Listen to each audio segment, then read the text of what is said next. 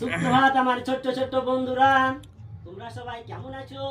প্রত্যেকে ভালো আছো? বাহ বাহ বাহ বাহ। হ্যাঁ, আমিও খুব ভালো আছি।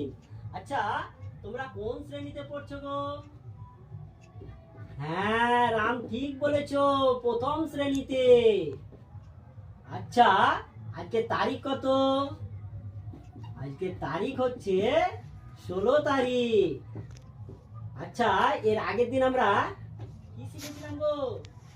হ্যাঁ, এর আগের দিন আমরা কি আমার বই থেকে কি শিখেছিলাম গো? হ্যাঁ, সংখ্যার ধারণা শিখেছিলাম। আচ্ছা, আচ্ছা, কি সংখ্যার ধারণা শিখেছিলাম?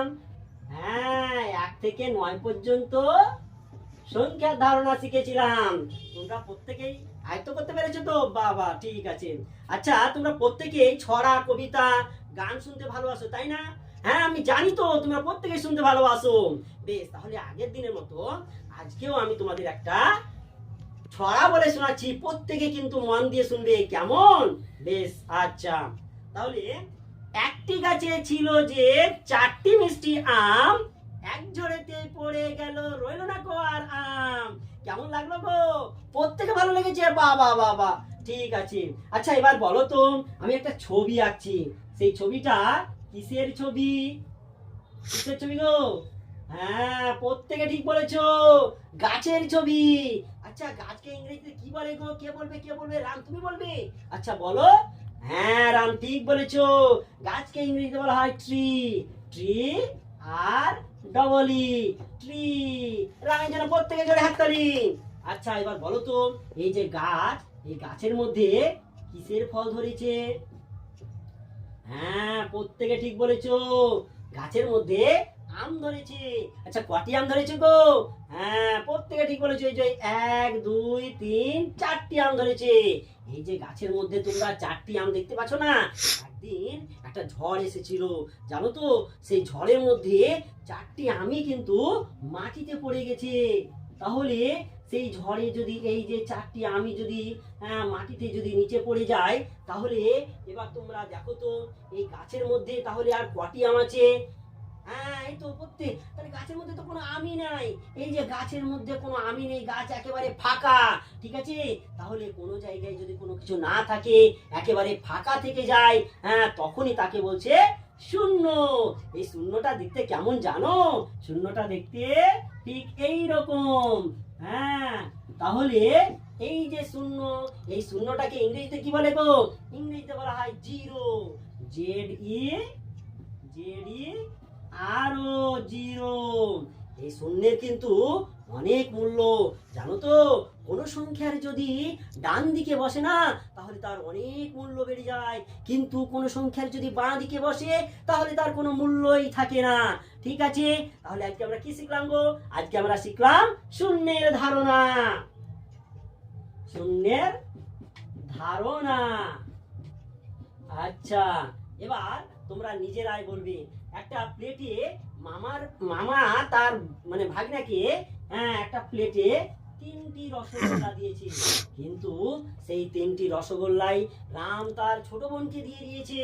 তাহলে সেই 3টি রসগোল্লাই যদি রাম তার ছোট বোনকে দিয়ে দেয়, তাহলে প্লেটের মধ্যে কটি রসগোল্লা আছে গো?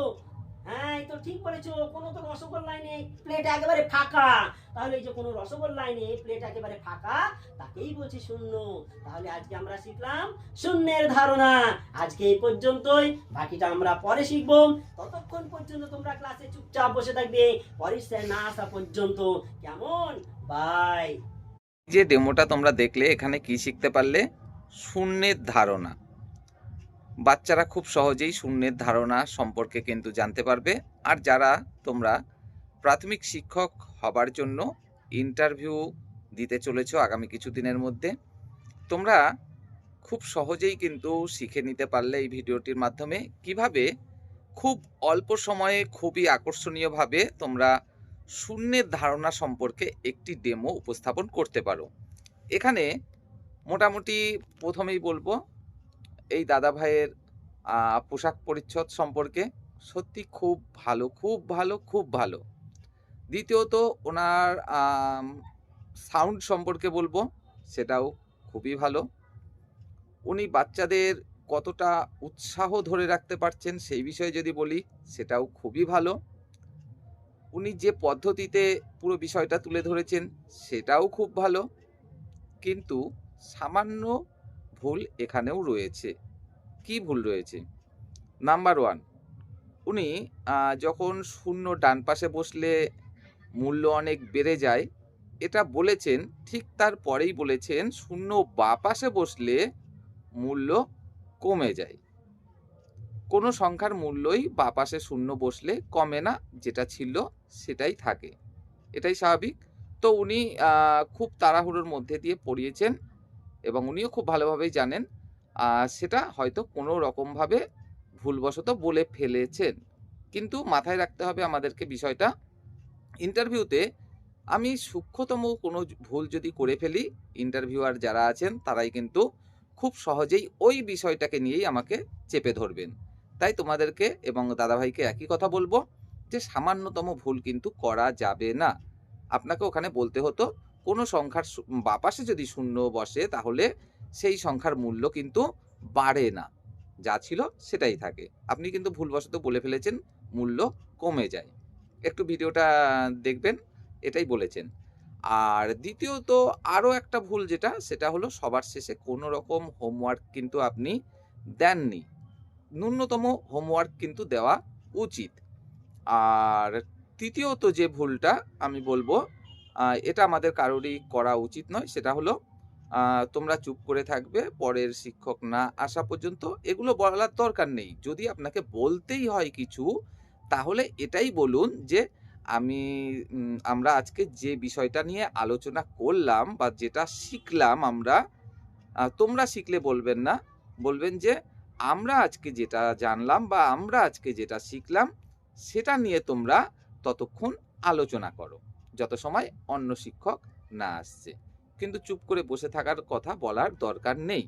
তো এই সামান্য ভুলভ্রান্তি ছাড়া কিন্তু সত্যি পড়ানোটা মানে অসাধারণ হয়েছে এবং আশা করি ডেমোতে এখানে কিন্তু একটা ভালো নম্বর অবশ্যই উঠবে। তো তোমাদেরকেও বলবো, তোমরা যারা প্রিপারেশন নিচ্ছই সামান্য ভুল ত্রুটি যেন না হয় সেদিকে একটু খেয়াল রেখে বারংবার তোমরা প্র্যাকটিস করো।